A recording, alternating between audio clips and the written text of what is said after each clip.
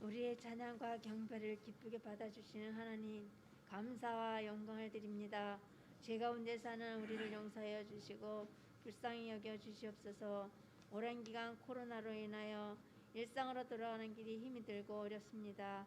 방역하는 이들도 치료하는 의료진들도 지쳐가고 있습니다.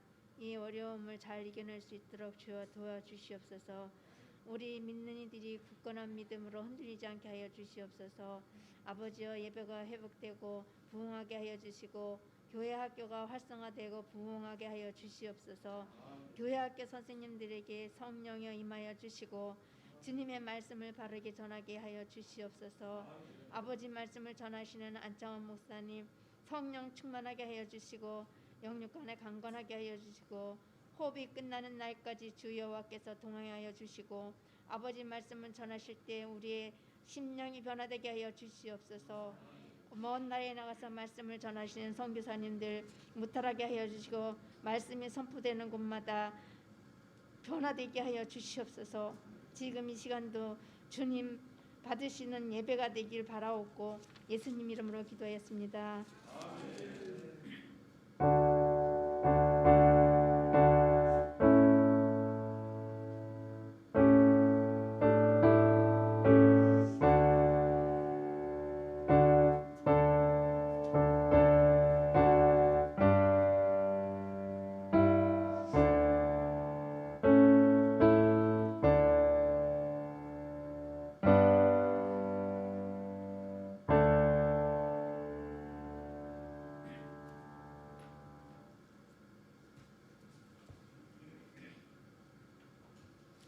오늘 우리가 함께 공부할 하나님의 말씀 사도행전 12장 1절부터 12절까지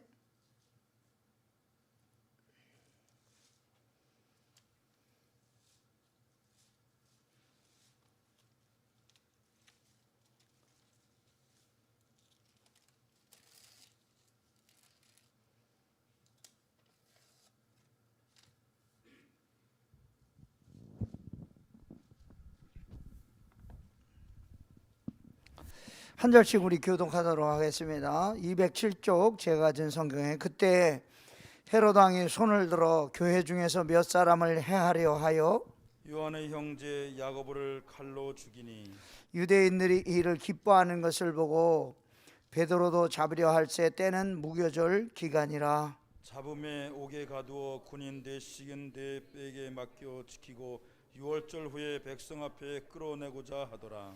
이에 베드로는 옥에 갇혔고 교회는 그를 위하여 간절히 하나님께 기도하더라.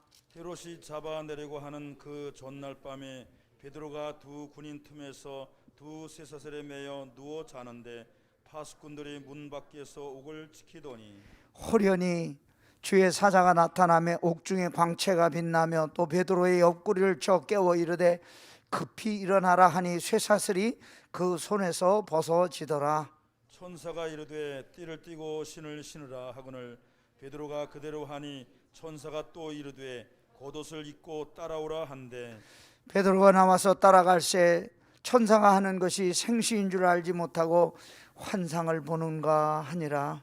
이에 첫째와 둘째 파수를 지나 시내로 통한 쇠문에 이르니 문이 저절로 열리는지라 나와서 한 거래를 지나며 천사가 곧 떠나더라. 이에 베드로가 정신이 들어 이르되 내가 이제야 참으로 주께서 그의 천사를 보내어 나를 헤롯의 손과 유다 백성의 모든 기세에서 벗어나게 하신 줄 알겠노라 하여 깨닫고 마가라 하는 요한의 어머니 마리아의 집에 가니 여러 사람이 거기에 모여 기도하고 있더라. 아멘. 15속 속도원들 찬양하여 주시겠습니다.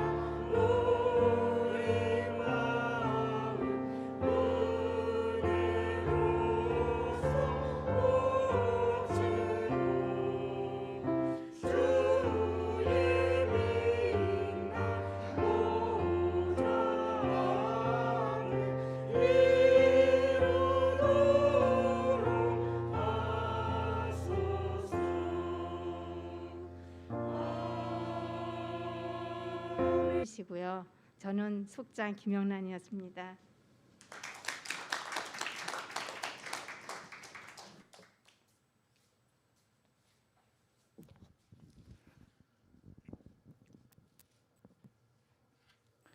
우리 고일순 집사님은 이 귀가 이제 갑자기 잘 안 들리기 시작해가지고 듣는 게 좀 자유롭지를 못합니다. 그래서 기도해 주시기 바랍니다. 그래도 아직까지 자전거 타고 새벽기도 오시는 거 보면 아주 건강이 좋습니다. 오늘은 우리 12장 베드로의 기적적인 탈출과 교회의 간구에 대해서 우리 함께 말씀을 나누고자 하는데요. 사도행전 12장은 특별한 사건을 기록하고 있습니다. 원래 이 복음 운동은 예루살렘 교회에서 시작됐죠. 예루살렘에서 성령의 강림을 체험한 이후에 놀랍게 교회 성도의 수가 배나 증가하고 막 기적이 일어나고 역사하고 이런 과정을 통해서 복음 운동이 일어나는데, 갑자기 스데반 집사가 순교하고 이 강한 핍박이 교회에 밀려 들어옴으로써 다 사방으로 흩어지게 된 거예요. 당연히 흩어지지 않겠습니까? 예수 믿는 사람 다 갖다 잡아 죽이고 감옥에 가두는데, 그래서 핍박을 받아서 흩어졌는데 제일 많이 모인 곳이 수리아 안디옥, 북쪽에 수리아 안디옥 쪽으로 사람들이 많이 이민을 가는 거예요. 그래서 지금까지 11장까지 오는 동안에 복음 운동이 예루살렘을 중심으로 일어나다가 11장에 와서 스데반이 이제 죽고 순교하고 그 다음에 안디옥 교회가 부흥하면서 교회의 중심이 선교의 전진 기지가 안디옥 교회로 바뀌게 됩니다. 예루살렘에서 땅끝까지 가는 과정에 있어서 예루살렘 교회와 교회의 위치와 역할이 조금 이렇게 축소되는 것을 보게 됩니다. 말하자면 박해와 환란 때문에 교회 부흥 운동이 안디옥 교회로, 예루살렘에서 안디옥 교회로 중심이 이동해 가는 것을 보게 됩니다. 그리고 오늘 여기 12장 17절에 보면 베드로가 그들에게 손짓하여 조용하게 하고 주께서 자기를 이끌어 옥에서 나오게 하던 일을 말하고, 또 야고보와 형제들에게 이 말을 전하라 하고 떠나 다른 곳으로 가니라. 베드로가 다른 곳으로 갔다고 했죠. 지금까지는 베드로를 중심으로 이 교회가 유지됐는데, 이 12장에 와서는 베드로가 이제 어디로 이렇게 사라지고 혜성과 같이 바울이 등장하게 됩니다. 그래서 이후에 이제 모든 일들은 사도 바울 중심의 이야기로 바뀌게 됩니다. 그래서 베드로의 사명이 끝나고 있다 하는 것을 이 12장이 보여주고 있습니다. 그래서 이 본문을 기록한 누가가 더 이상 베드로의 역할을 기록하지 않고 이방인들을 위해서 부름받은 사도 바울의 전도와 선교 여행을 자세히 기록하고 있습니다. 베드로는 이른바 유대인들을 위한 국내 전도하는 팀장 역할을 맡았다고 하면, 바울은 이방인들과 세계 선교의 사명을 맡은 그런 역할을 한 사람이라 우리가 생각해 볼 수가 있습니다.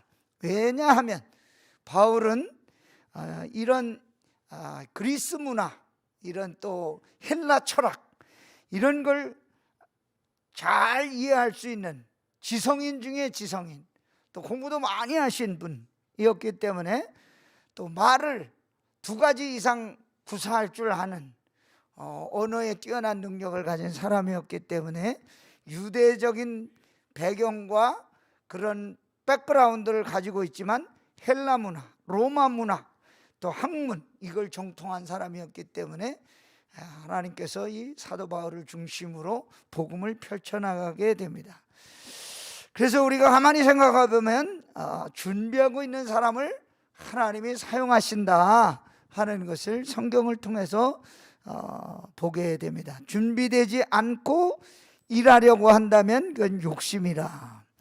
오늘 말씀을 통해서 우리가 깨달을 수 있는 영적인 교훈은 무엇일까요? 첫째로 살든지 죽든지 하나님의 영광과 교회를 위해서 최선을 다하며 우리가 살아야 된다고 하는 것입니다. 처음부터 헤롯 왕의 살벌한 기독교 박해 이야기가 나오죠. 2장 1절과 2절.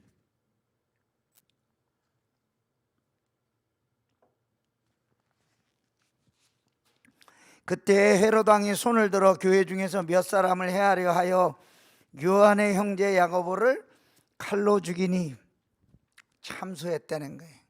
그 사람이 누군가 하면 이 사람이에요.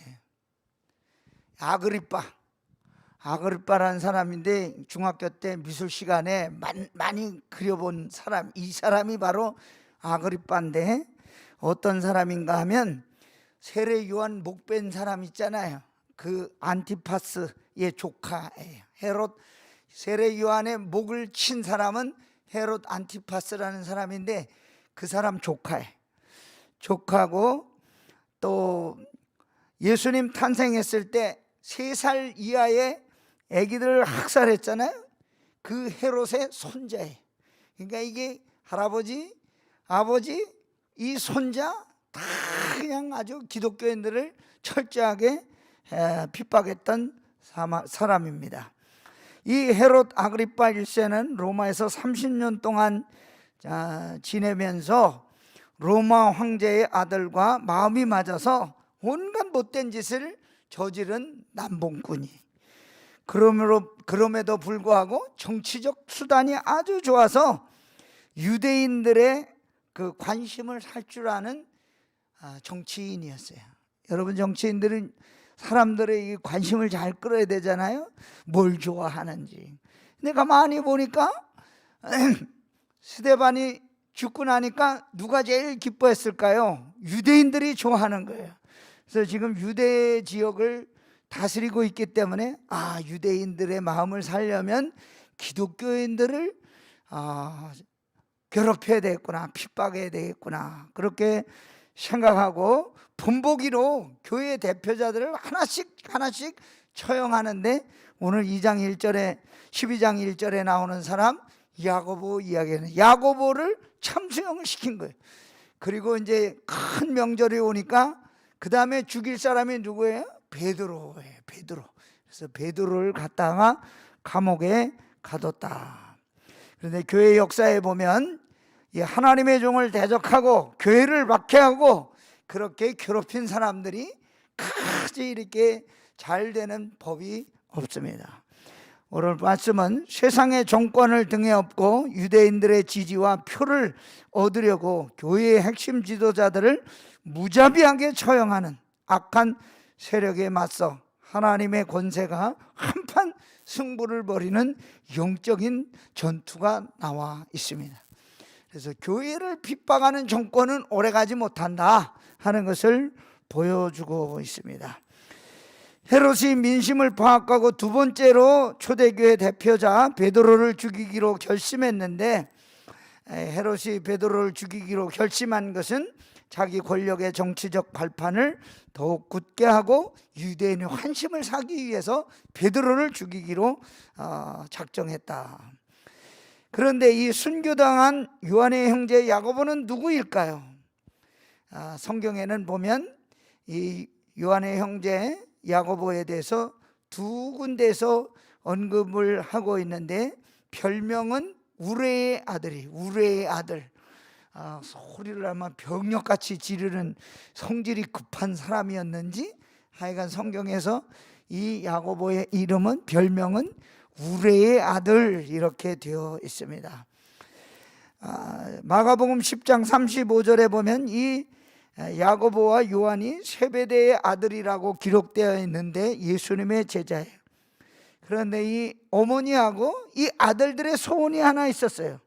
하나는 주님의 오른쪽에, 하나는 왼쪽에 앉게 해달라는 거예요. 그래서 주님께 요청하죠.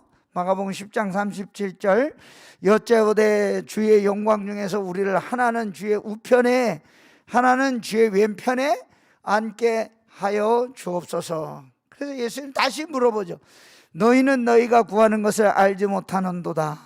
내가 마시는 잔을 너희가 마실 수 있으며 내가 받는 세례를 너희가 받을 수 있느냐? 예수님은 자기 십자가 고난을 염두에 두고 말씀하신 거예요. 그랬더니 이 사람들이 뭐라 그랬을까요? 할 수 있나이다.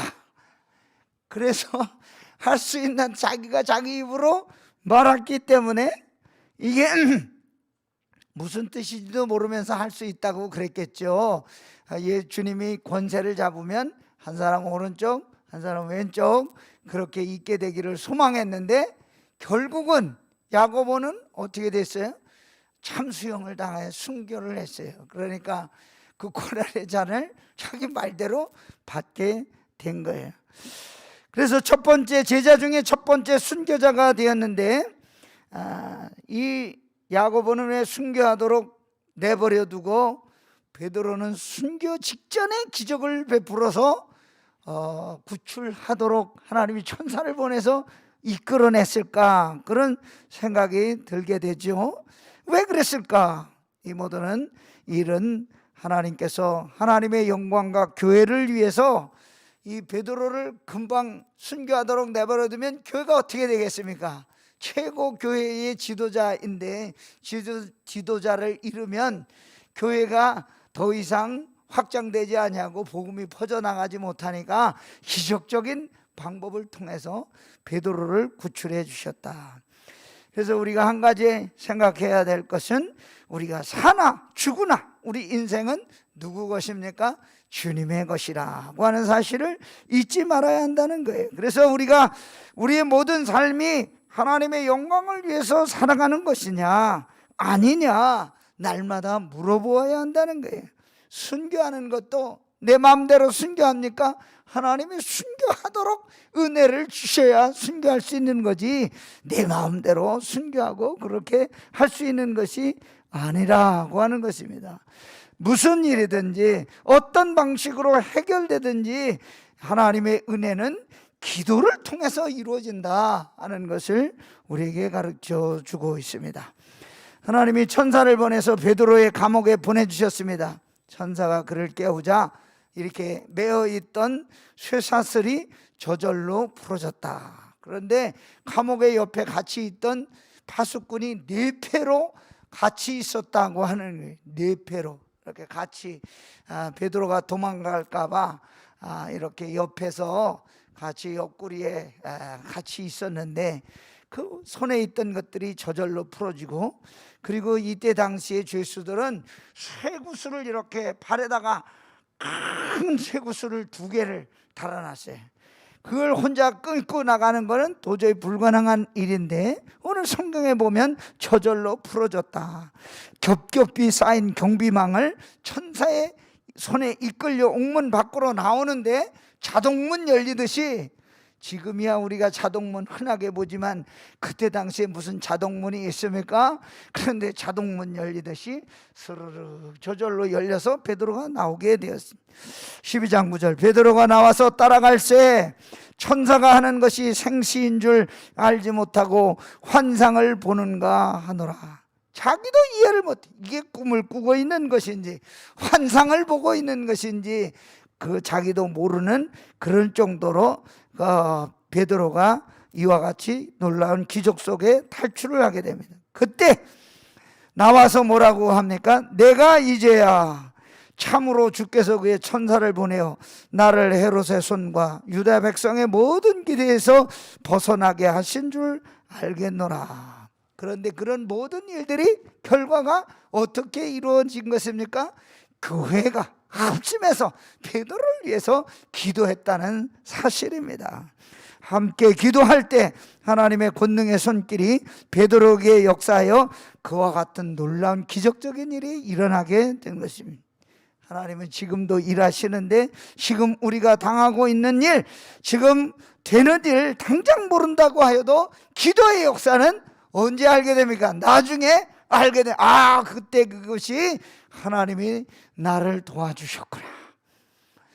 우리 새벽 기도회가 남아프리카 공항에서는 밤 10시라 합니다. 우리 홍관호 성영란 성교사님이 며칠 전에 왔다 가시면서 하는 말씀이, 새벽기도 시간이 거기 밤 10시에서 밤 10시에 우리 교회 새벽기도에 참여하고, 그리고 교회가 날마다 자기들 위해서 목요일마다 선교사님들 위해서 우리 목요일마다 기도하잖아요. 기도할 때 그 새벽기도 시간에 그 자기들에게 큰 힘이 되고 아주 용기가 생긴다는 거예요. 오미크론이 거기서부터 지금 나왔잖아요. 변이 바이러스가.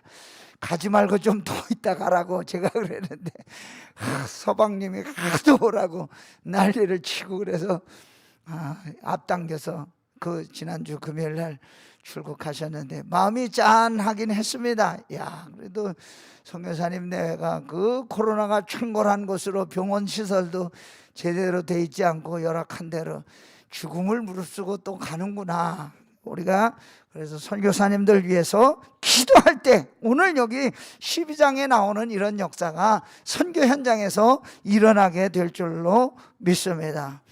베드로의 고백이 뭡니까? 내가 이제야 참으로 주께서 그 천사를 보내어 나를 헤롯의 손과 유대 백성의 모든 기대에서 벗어나게 하신 줄 알겠노라 하면서 하나님의 은혜를 찬송하고 감사했다는 것입니다. 함께 기도할 때 반드시 기도응답의 역사가 일어나게 된다는 것을 확신하고 믿음으로 하루하루 살아가는 저와 여러분 되기를 간절히 소망합니다. 세 번째로, 핍박을 참고 견뎌내야 하나님의 영광이 나타나고 교회가 부흥하게 되었습니다.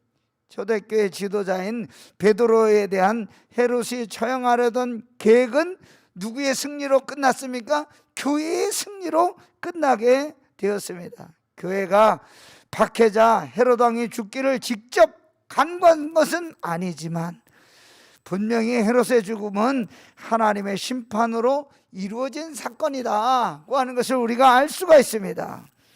헤롯이 자기 통치 목적으로 예루살렘 교회와 성도들을 핍박하고 그리고 자기를 신처럼 우상화하기를 주저하지 않았는데 21절에 보면 나옵니다.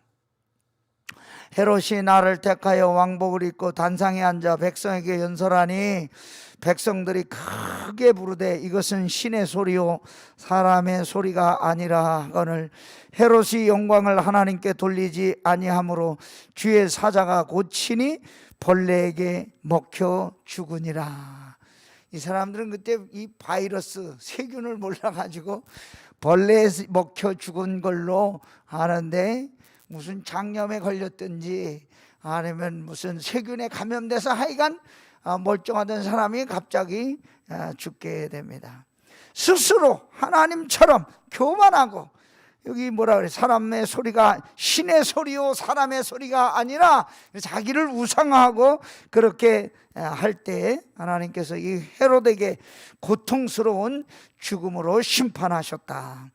교회는 핍박과 환난의 힘든 과정을 이겨내고 드디어 하나님의 말씀이 날마다 부흥하게 되는 역사가 일어나게 되는데 12장 24절 하나님의 말씀은 흥왕하여 더하더라. 핍박을 받고 환난을 받고 어려움을 만났지만은 교회는 크게 부흥하는 놀라운 역사가 있게 되었다고 하는 것입니다. 오늘 말씀은 아무리 심각한 박해와 위협이 폭풍처럼 몰아친다고 하여도 복음은 뭐와 같습니까? 겨자씨와 누룩과 같다. 작은 그런 것이지만 크게 자라서 복음의 역사가 열매 맺게 된다는 사실을 가르쳐주고 있습니다. 그래서 오늘 말씀을 따라가면서 우리는 구체적으로 우리의 신앙의 삶에 어떻게 적용해야 되는가? 오늘 이 말씀의 역사는 바로 저와 여러분들에게 주시는 말씀인데 하나님이 행하시는 일은 아무도 알 수가 없다는 거예요. 놀랍고 오묘하고 무슨 일이 지나간 다음에야 비로소 그것이 하나님의 기적이 나타났다는 것을 우리가 알게 되는 거예요. 우리가 지금은 모르지만 나중에 하나님이 우리에게 어떻게 역사하셨는가 하는 것을 알게 된다는 것입니다. 이 우두교회 시작은 어디에서 시작되었습니까?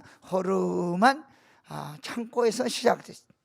그러나 거기에서 복음의 씨앗이 점점 자라서 사람들이 점점 모여들고 그리고 하나님께서 미국의 텍사스에 사시는 여자 선교사님 보내주셔서 교회를 다시 세우고 하나님께 영광 돌릴 수 있게 되는 것입니다.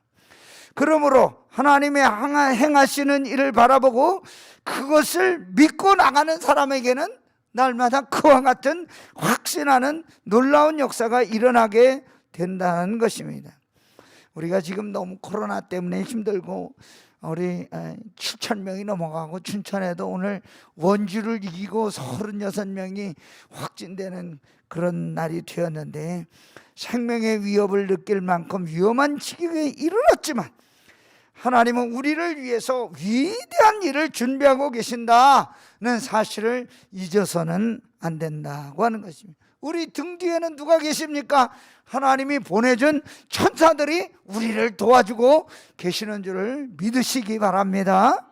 하나님은 항상 우리를 도와주시는, 어려운 일 당해도 힘든 일 당해도 기적 같은 역사가 지금도 우리가 성령님을 의지하고 나가면 반드시 이루어진다고 하는 것입니다. 사도행전 12장이 말하려는 의도가 뭘까요? 복음 운동, 모교회인 예루살렘 교회가 처음에 부흥의 불길을 이루어서 막 크게 일어났는데 지금부터는 안디옥 교회가 선교의 전진기지로 바뀌게 되었다고 하는 사실을 알려주고 있는 것입니다. 교회가 핍박을 받아서 사방으로 흩어지고 소아시아 지방으로 그 교회 중심이 이동되면서 유럽에 가서 복음의 꽃이 활짝 꽃피우게 됩니다. 다시 그 복음이 어디로 이사를 갔습니까? 그 복음의 불빛이 신대륙 청교도들에 의해서 신대륙 아메리카로 이사를 갔습니다. 오랜 세월을 거쳐서 이 아메리카에 가서 복음의 꽃이 활짝 피워 찬란한 꽃을 피우고 암울했던 19세기 세계 선교의 중심 역할을 누가 맡아서 했습니까? 미국 교회가 맡아서 했습니다. 그 다음에 이 복음이 어디로 넘어갔습니까? 이 배를 타고 태평양을 건너서 한국으로 왔습니다. 이건 뭐 우리가 부인할 수 없는 사실입니다. 그래서 1974년 우리 한국에서 엑스플로 74라는 그런 일이 있었는데 수십만 명이 그 여의도 광장에 모여서 은혜 받고, 저도 어렸을 때인데 영등포에 있는 조그만 초등학교에 가서 아무것도 알지도 못하는데 고등학교 1학년 때인가 하여간 그랬는데 가가지고 같이 은혜 받았던 기억이 납니다. 그래서 선교학자들이 한국교회는 이 교회 부흥이 그냥 쓱 이렇게 자랑해요. 폭발했다 그랬어요. 폭발. 한국교회 부흥은 폭발해서 일어난 그런 부흥이라고 그랬어요. 그래서 이제 이 복음의 불꽃이 한국교회를 넘어가서 어디로 가겠습니까? 자꾸 서쪽으로 가겠죠. 이게 뭐 분명합니다. 우리 한국을 떠났으니까, 이제 떠나가고 있으니까 복음이 자꾸 서쪽으로 가서 예루살렘으로 다시 가면 우리 주님이 오실 줄로 믿습니다.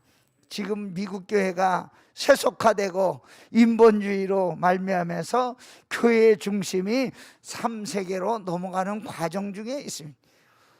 동성애하는 사람 때문에 미국 감리교회 지금 갈라지려고 그래요.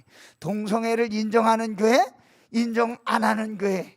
그래서 원래 남북 감리교회가 한국에 선교하면서 한국교회가 한 코리안 메토디스트 처치, 한국 감리교회 하나로 출발했는데 우리가 이렇게 남감리교회, 북감리교회로 나눠져 있으면 어떡하냐, 선교지에 부끄럽지 않냐, 같이 합치자. 그래서 미국의 감리교회가 United Methodist Church가 되는데 그 뜻이 뭐냐면 연합감리교회, 남과 북이 합쳐서 하나가 됐어요. 미국이 얼마나 넓습니까? 그런데 지금 이게 동성애 인정하는 교회, 인정 안 하는 교회 때문에 서로 싸움이 일어나가지고 지금 갈라질 위기에 있어요. 이제 다음번 총회 때 어떻게 할지 모르는데, 동성애하는 목사님을 목사 한수를 줄 거냐 말 거냐, 이게 무슨 뭐 하여간 회개망측한 걸로 지금 싸우고 있습니다.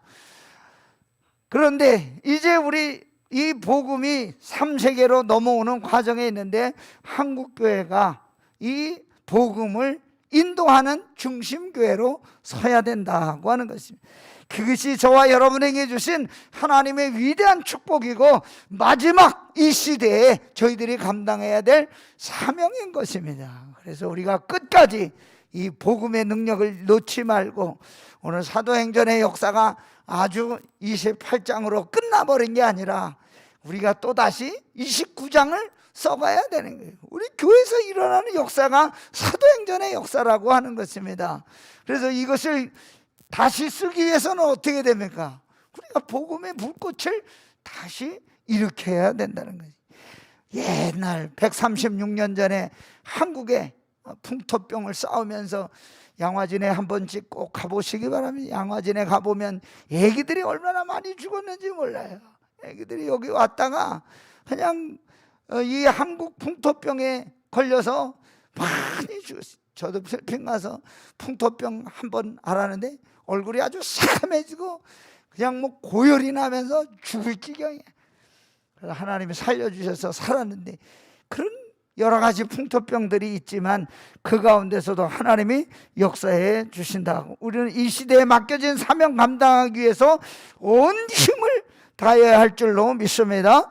코로나로 인하여서 힘들고 어렵지만 이 과정이 지나가면 다시 한번 복음의 횃불을 높이 들고 선교의 사명을 감당하는 저와 여러분 되시기를 주의 이름으로 축원합니다. 할렐루야. 참 좋으신 하나님 아버지 감사합니다. 오늘 이 저녁에 저희들이 다시 한번 복음의 불 활짝 세우고 하나님 앞에 영광 올려드리는 저희들 되기를 원하오니 주여 우리를 불쌍히 여겨 주옵소서. 주의 능력의 손으로 우리를 붙들어 주셔서 말씀으로 이기게 하여 주시고 믿음으로 승리하는 저희들 다 되게 하여 주옵소서. 부족한 저희들이 오늘 이 저녁에도 합심하여 기도할 때 성령 하나님이 역사하여 주셔서 뜨겁게 기도하는 우리 가운데 함께하여 주시고 이 시대에 저희들이 사명 감당하는 교회 될 수 있도록 은혜와 복을 허락하여 주옵소서. 예수님의 이름으로 감사하며 기도하옵나이다. 아멘.